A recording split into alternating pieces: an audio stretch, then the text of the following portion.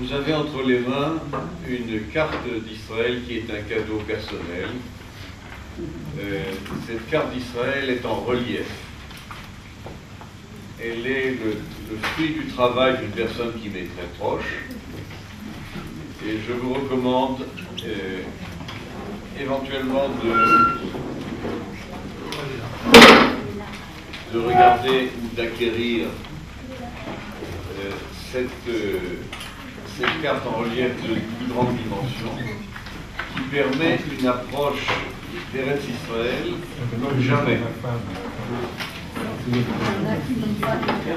Alors ceux qui ne l'ont pas l'auront tout à l'heure, ou si vous voulez bien quelqu'un nous la distribuer. Donc il y a des réserves.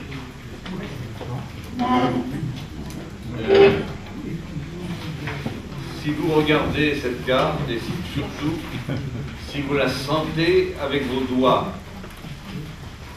vous allez arriver à une compréhension du pays que vous n'avez jamais eue.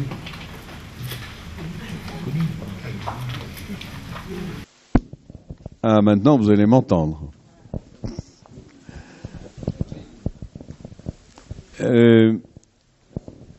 C'est une manière de comprendre mieux la stratégie et la problématique politique et bien entendu militaire de l'État d'Israël.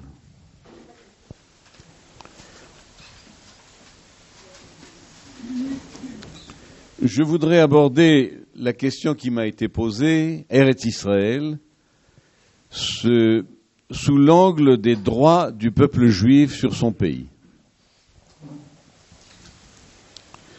Je me souviens d'une leçon du Rav Ashkenazi Manitou, Zecher Tzadik Livracha, où il nous expliquait que les trois éléments indissociables de l'identité d'Israël, la Torah, le peuple et la terre, avaient au cours de l'histoire été tour à tour ou ensemble menacés, attaqués, copiés, déformés, massacrés, mais qu'il semblait bien qu'aujourd'hui, après notre traversée d'un si long exil, la Torah était tirée d'affaire. D'ailleurs, mon prédécesseur en a parlé tout à l'heure. Il semble bien qu'aujourd'hui, jamais dans l'histoire juive, autant de personnes n'ont ensemble étudié la Torah. Le destin du peuple semble aussi, après la Shoah et la honte de l'Occident, et surtout la puissance de Tzahal, il semble bien que le destin du peuple soit beaucoup affermi. Par contre, disait-il, la destinée de la terre d'Israël semblait encore incertaine en raison de la pression des peuples et surtout des doutes qui assaillent une partie du peuple en Israël. Nous allons tenter de cerner si la situation a évolué et dans quel sens, alors que les problèmes sont encore considérables. Je voudrais donc aborder dans une première partie l'invraisemblable refus des peuples et ses racines. Dans une seconde partie, l'importance stratégique de la terre. Et dans une troisième partie, nous poser la question, que proposer aux Arabes palestiniens? Et je conclurai peut-être sur une note d'espoir. Alors, première partie, l'invraisemblable refus des peuples et ses racines. Et puisque notre temps est court, nous allons directement au cœur du problème et revenir à une leçon de Manitou sur ce sujet. Donc c'est une citation, elle sera un peu longue, mais elle m'a paru absolument essentielle. C'est un problème assez mystérieux, ce fait que c'est une terre qui est l'objet de contestations et de réclamations de la part de nombreux peuples, à des degrés différents. C'est un problème tellement énorme qu'il dépasse la raison humaine à des niveaux différents par l'humanité entière. Chacune se réclamant de motivations particulières, religieuses, historiques ou politiques. C'est un phénomène tellement massif que l'on s'habitue aux choses les plus énormes sans en voir l'énormité. Cela veut dire, d'une part, qu'il faut comprendre pourquoi l'humanité entière réclame cette terre par réclamation particulière et spécifique déléguée à travers la chrétienté et l'islam. Pourquoi, alors qu'il semble évident que cette terre, c'est la terre d'Israël, le peuple d'Israël est lui-même en perplexité dans sa propre relation avec sa terre. Il y a un enseignement du Maharal tiré du livre Gvurot Hashem, qu'il a consacré à toute cette époque de la sortie d'Égypte, de la traversée du désert et de l'arrivée en Israël, qui dit ceci. Et c'est assez considérable. Si c'était la génération de la sortie d'Égypte qui était elle-même entrée en Eretz Israël, il n'y aurait jamais eu de contestation sur le lien entre le peuple d'Israël et la terre d'Israël. Cette première contestation de l'humanité entière sur le lien direct, apparemment évident, entre le peuple d'Israël et la terre d'Israël, n'aurait pas eu lieu s'il n'y avait pas cette même problématique de perplexité et de doute dans le peuple d'Israël lui-même. C'est un problème auquel on a fini par s'habituer dans la réalité, mais qui, au niveau théorique, est invraisemblable et incompréhensible. Devant un problème aussi massif, on ne peut pas le comprendre au niveau des explications partielles. C'est une question tellement énorme qu'on l'a fait éclater en petites parties pour lesquelles on tente de donner des problématiques d'explication partielle qui ne font qu'évacuer la massivité du problème global. Je reprends la formule du Maharal. Si la génération de la sortie d'Égypte était elle-même entrée en Eretz Israël, il n'y aurait jamais eu un problème de cet ordre. D'après le Maharal, si les Bnei Israël étaient entrés en Eretz Israël, autrement dit, s'ils n'avaient pas commis la faute des explorateurs, ils y seraient restés pour toujours et n'auraient pas connu les exils dans lesquels ils furent plongés. Netzach Israël, chapitre 8. Le Maharal nous oblige à considérer le problème de l'intérieur. Si c'était la génération de la sortie d'Égypte, dont c'était le programme, le projet, la question est de savoir pourquoi les Hébreux sont sortis de l'Égypte. Et les textes bibliques qui en parlent sont très clairs. Il y a eu une intervention de Dieu pour les faire sortir d'Égypte, car d'Égypte on ne sortait pas. Et c'était bien en vue d'accomplir les promesses faites aux patriarches, ce qui revient 100 fois dans les versets, de donner à la descendance d'Abraham, de Isaac et de Jacob, dans son identification précise et rigoureuse, Abraham, mais pas Lot, Yitzhak, mais pas Ishmaël, Yaakov, mais pas Esav, la terre promise aux patriarches. Il faut retrouver cet étonnement devant cet événement massif, et la familiarité que l'on en a nous fait oublier le problème. La génération qui précisément est sortie d'Égypte pour cela ne veut pas entrer en Eretz Israël. Il y a donc un problème intérieur qui est la clé du problème extérieur qui reste incompréhensible si on ne l'étudie pas au niveau requis.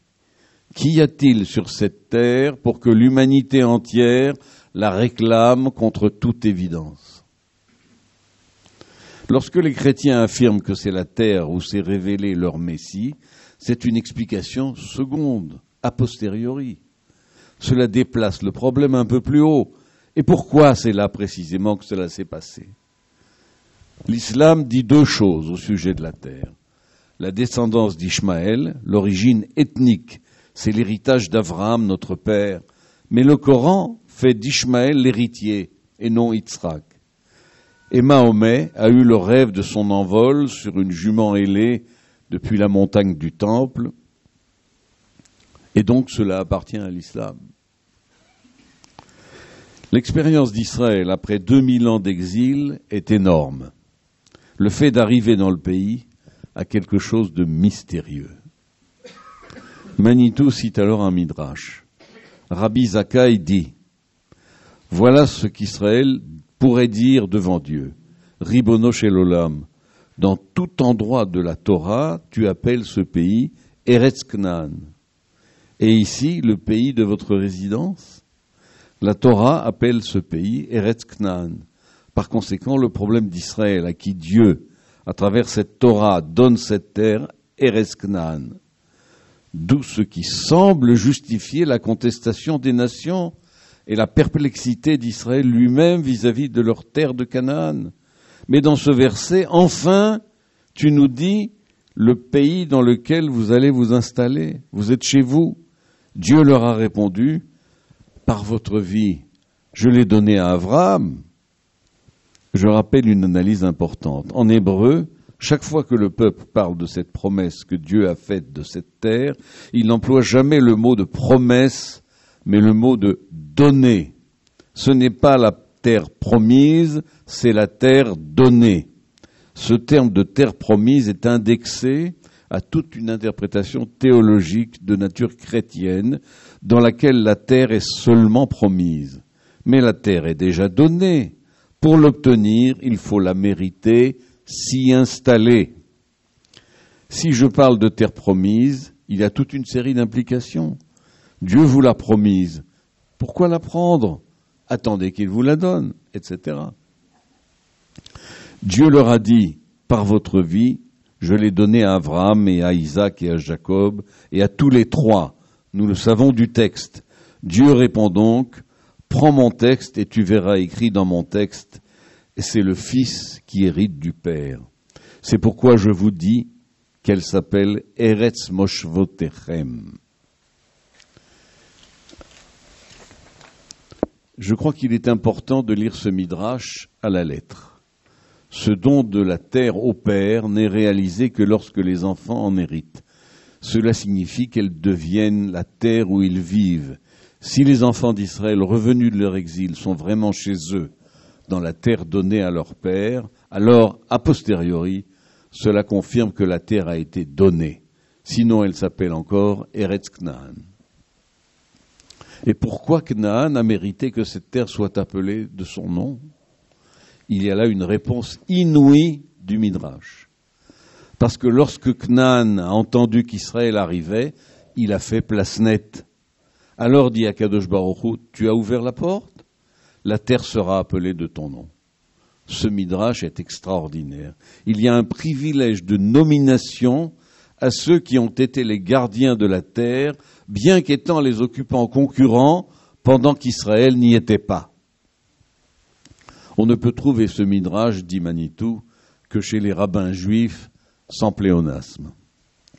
Ce que dit le midrash, c'est que la Torah a donné cet honneur à Knaan tant qu'elle n'était pas Eretz Moshvotechem.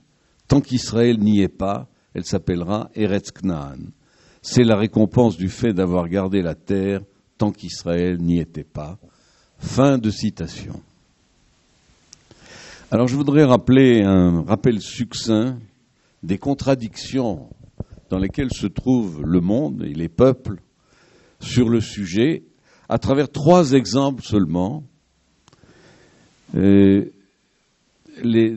part les chrétiens, d'autre part les musulmans, et d'autre part la modernité occidentale qui souvent est dans notre tradition assimilée aux chrétiens, mais qui en réalité participe d'une autre réalité. Donc la problématique est la suivante. Ils savent qu'Israël est à nous, et pourtant, ils refusent de le reconnaître, et ce, de manière de plus en plus vindicative. Les chrétiens. Alors d'abord, il suffit d'ouvrir une Bible chrétienne, n'importe laquelle, pour constater que ce qu'ils nomment l'Ancien Testament, même si leurs traductions sont parfois tendancieuses, fourmille de références au lien entre le peuple d'Israël et la terre d'Israël. Il faut d'ailleurs nuancer ce que j'explique, puisque, bien entendu, notamment durant le XIXe siècle, les sympathies sionistes du monde anglo-saxon ont permis le développement du sionisme, non sans difficulté, mais tout de même, ça a été l'une des bases du développement de l'État d'Israël. Les musulmans. Alors, il faut là revenir au texte même du Coran, la 5e sourate, la table servie, verset 21. Il est très court. Ô mon peuple, entrez dans la terre sainte qu'Allah vous a prescrite et ne revenez point sur vos pas, car vous retourneriez en perdant. Et il s'adresse au peuple d'Israël, Banu Israël. Il s'agit d'une katava, ce qui est un critère juridique musulman de première importance. C'est-à-dire, c'est une disposition dont la force l'emporte sur toutes les autres interprétations postérieures de l'islam. Maintenant, la modernité occidentale. Eh bien, la base juridique, et mon estimé confrère vous en parlerait plus longuement et plus savamment tout à l'heure, et la base même avec le traité de San Remo, parce que le traité de Sèvres a finalement été annulé et repris par le traité de San Remo, mais pour ce qui concerne le partage de la Palestine, en tout cas le partage du Proche-Orient, il a emporté les mêmes conséquences. L'article 95 du traité, je ne vais pas vous le citer en entier, mais simplement la disposition fondamentale. Le mandataire sera responsable de la mise à exécution de la déclaration originairement faite par le gouvernement britannique et adoptée par les autres puissances alliées en faveur de l'établissement en Palestine d'un foyer national pour le peuple juif. Bon, je précise tout de suite, étant bien entendu que rien ne sera fait qui pourrait porter préjudice aux droits civils et religieux des communautés non juives en Palestine, non plus qu'aux droits et au statut politique profitant aux juifs dans tout autre pays. Ce document est la seule base juridique consensuelle en droit international public. Tout ce qui s'est passé ensuite l'a été dans le cadre de conflits armés et ne sont, par conséquent,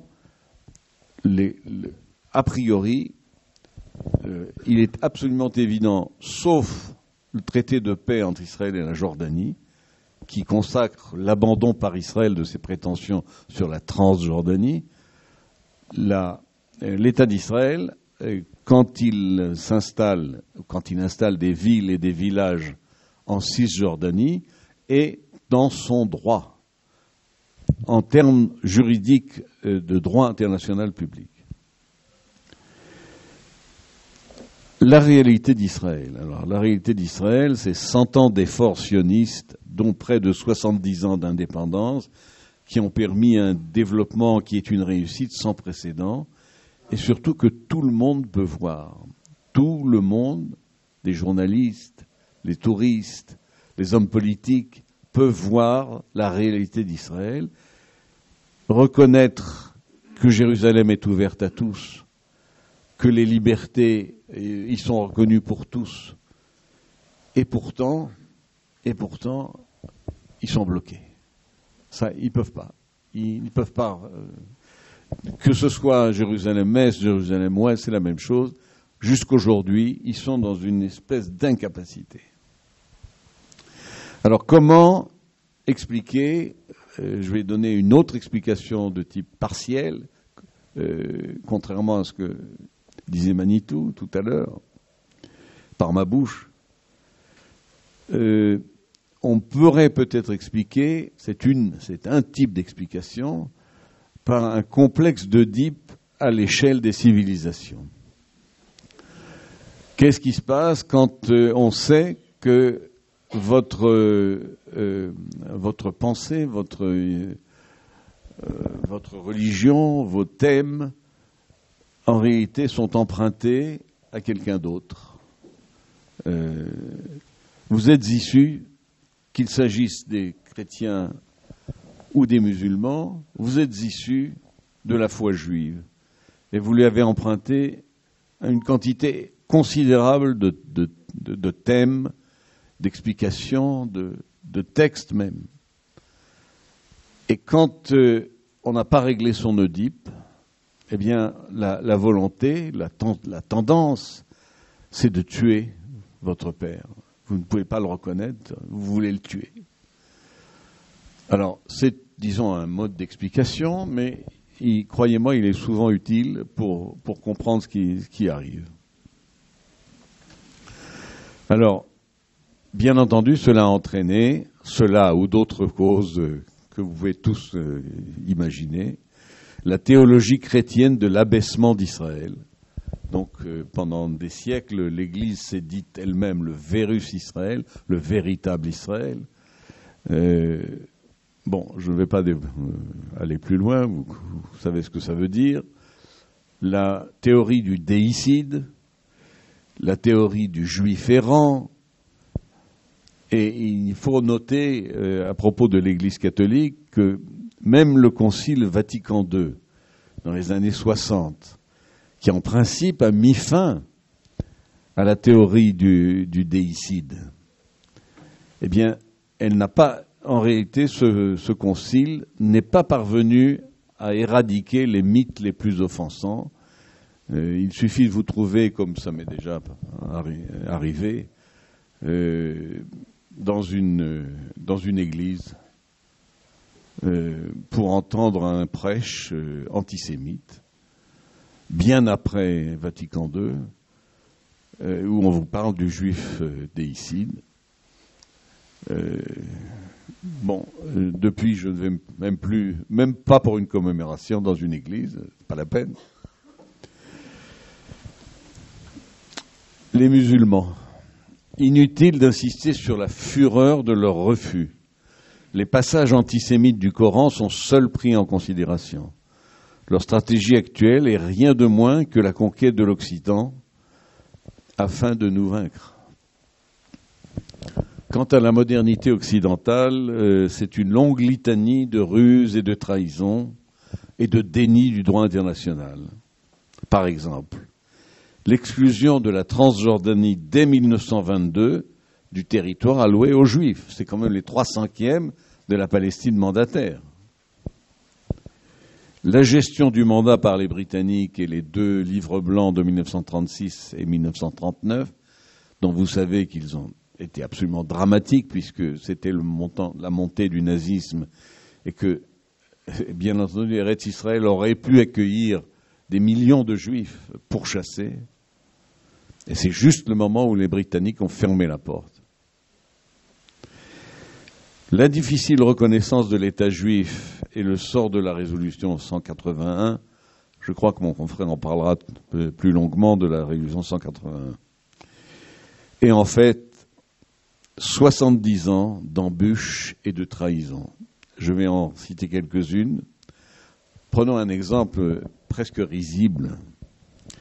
En 1967, à la veille de la guerre des 6 jours, lorsque la tension montait dans le pays, et dans le monde juif tout entier d'ailleurs, les Américains, les USA, n'ont pas retrouvé le document datant de 1956 par lequel ils s'engageaient à faire respecter la libre circulation des navires dans le détroit de Tiron. Voilà vous vous rendez compte, le département d'État n'a pas retrouvé le papier. C'est bon.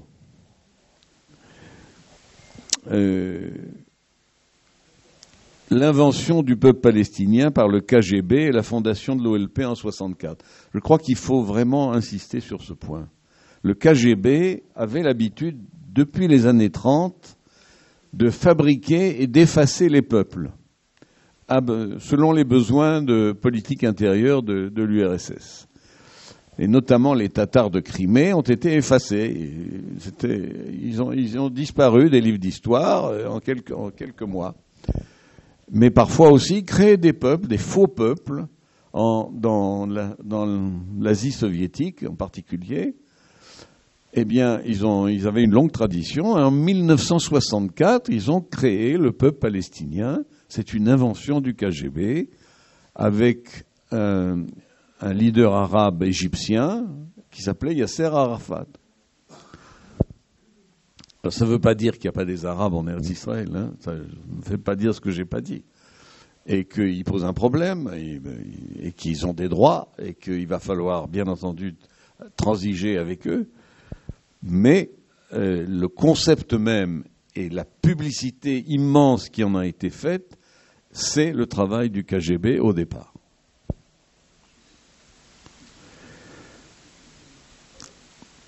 Un autre événement majeur qu'on a un tout petit peu oublié, nous les franco-israéliens, mais qui continue d'avoir un effet considérable en Israël, c'est l'embargo sur les armes contre Israël de De Gaulle. Est-ce que vous vous rendez compte de ce que ça a signifié? À la veille de la guerre, juste à la veille, la France, qui est le principal fournisseur d'armes, et d'armes sophistiquées, d'avions, de canons, de véhicules blindés, déclare un embargo total, d'abord partiel puis total. En fait, il y a eu 2 étapes. Sur l'armement dont Israël a le plus grand besoin et qu'il a déjà payé. Invraisemblable. Les votes scélérats à l'ONU et à l'UNESCO et qui continuent de plus belle. Durban, où l'antisémitisme délirant à l'échelle institutionnelle mondiale. Je crois que on n'a pas suffisamment pris la mesure de ce qui s'est passé à Durban. Durban a été un déchaînement d'antisémitisme à l'échelle institutionnelle. C'est-à-dire toutes les institutions qui, soi-disant, étaient là pour lutter contre le racisme, se sont transformées en un instrument de diffusion de l'antisémitisme massif, majeur, à l'échelle mondiale. Et last but not least, et je vous demande de réfléchir, que nous réfléchissions ensemble à ce sujet, les affaires Ilan et Sarah Halimi, qui signifient en réalité la fin du droit de cité pour les Juifs en France. Le droit de cité, c'est quelque chose de très ancien. J'ai fini? Combien? 5 minutes. Le droit de cité, c'est le droit d'avoir droit à la protection de la cité. Et dans les 2 cas, aussi bien pour ce qui concerne Ilan, où la police a refusé de s'intéresser à son cas, a inventé toutes sortes d'excuses pour ne pas rechercher activement sa situation, que pour le cas encore peut-être pire de Sarah, puisque la police était derrière la porte et n'a pas jugé bon d'intervenir pendant son martyre, quelque chose est, semble-t-il, définitivement brisé. Et je crois qu'il faut regarder ça en face. Et nous, Israéliens francophones, franco-israéliens, nous avons un devoir particulier sur ce point. Il faut regarder la réalité en face, parce que probablement, c'est la fin de 250 ans de statut des Juifs dans la cité en Europe. Si une chose pareille a été possible, ça veut dire aussi que la diaspora est terminée. Il n'y a plus de temps pour la diaspora.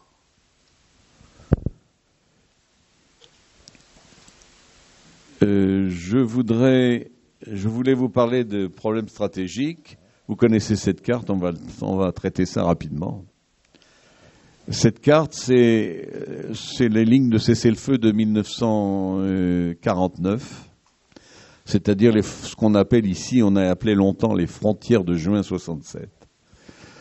Il est absolument clair pour tout le monde aujourd'hui, pour tous les juifs et pour les pro-israéliens, qu'elles ne sont pas tenables. Elles ne sont pas tenables. À tout instant, une attaque surprise venant de n'importe qui du monde arabe ou du monde musulman peut nous surprendre. On sait maintenant qu'on peut être surpris, puisque nous vivons normalement, nous travaillons, nous nous levons le matin, nous allons étudier, nous produisons, etc. On peut pas être mobilisé toute la journée, on peut pas, c'est pas possible. Par conséquent, une attaque surprise est possible à tout instant. Et si on n'a pas un minimum de profondeur stratégique, eh bien, on ne tiendra pas. Et c'est vrai aussi pour les missiles antimissiles. Quand il manque une fraction de seconde qui nous est indispensable lorsque nos observatoires sont sur la ligne du Jourdain, eh bien, elle nous manque. Et même le missile antimissile ne peut pas se déclencher à temps. Alors, je disais tout à l'heure, mais je n'ai plus beaucoup de temps. J'en ai plus. Je disais simplement qu'il fallait trouver une solution dans le cadre de la souveraineté d'Israël. Tout est possible dans le cadre de la souveraineté d'Israël par rapport aux Arabes palestiniens. Rien n'est possible en dehors de cette souveraineté. Et c'est ça, semble-t-il, c'est là que tout se joue.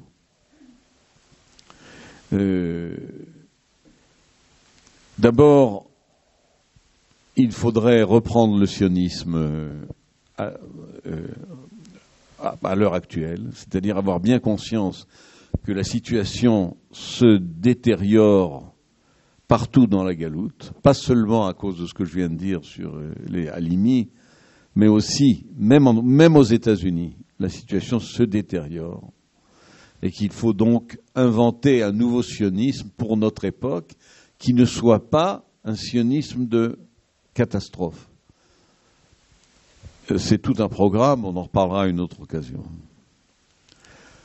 On pourrait suggérer, par exemple, une situation québécoise pour les Palestiniens.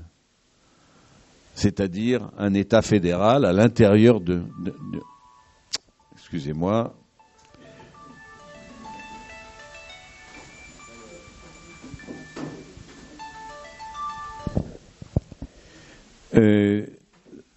On pourrait proposer une cantonisation des villes arabes de Judée-Samarie. On pourrait également proposer l'exercice des droits politiques dans un autre pays à la manière européenne. Vous savez que beaucoup de citoyens hollandais ont acheté des maisons dans le nord de la France. Et que ces citoyens hollandais dans le nord de la France votent aux élections municipales dans tous les villages où ils ont acheté des maisons. Mais que leurs droits politiques, ils les exercent en Hollande. Eh bien, on pourrait très bien envisager que les Arabes palestiniens votent aux élections municipales à Shrem et à Hebron, mais que leurs droits politiques s'exercent dans un État qui possède les 3/5 du territoire palestinien du mandat et dont la population se dit palestinienne à 75%, c'est-à-dire la Jordanie. On pourrait envisager Alors, j'ai fini, mais je voudrais vous donner quand même un tout petit peu d'espoir.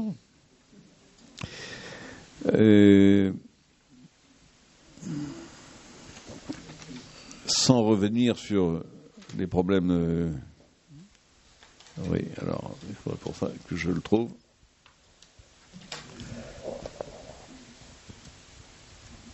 Alors, je voudrais parler de petits éléments d'espérance dans la société française. Il y a un certain nombre de gens, encore en très petit nombre, mais qui commencent à prendre conscience que ça ne va pas, que l'Occident ne va pas. Et mieux que cela, qu'il doit marcher avec Israël. Alors, je vais vous parler d'une maison d'édition peu connue, qui s'appelle Les Provinciales, qui sont des chrétiens militants et qui qui portent Israël au nu, qui soutiennent Israël. Et je terminerai là-dessus. C'est d'ailleurs la paternité et la filiation naturelle qui fournissent le socle d'intuition de la paternité divine et non l'inverse. L'évidence de la forme nationale bâtie par les nations chrétiennes d'Europe, gréco-hébraïque, ayant été abusivement mise en cause par 2 guerres mondiales suicidaires et par les productions idéologiques concomitantes, c'est en Israël et avec Israël que l'homme européen des nations sera sauvé ou vaincu. L'homme européen ne se trouve pas éminemment en Europe où il n'est pas éveillé. Il est, paradoxe et scandale, en Israël. C'est en Israël que l'Europe profonde sera battue, tournée, ou gardera avec son honneur le droit à durer. Merci de votre attention.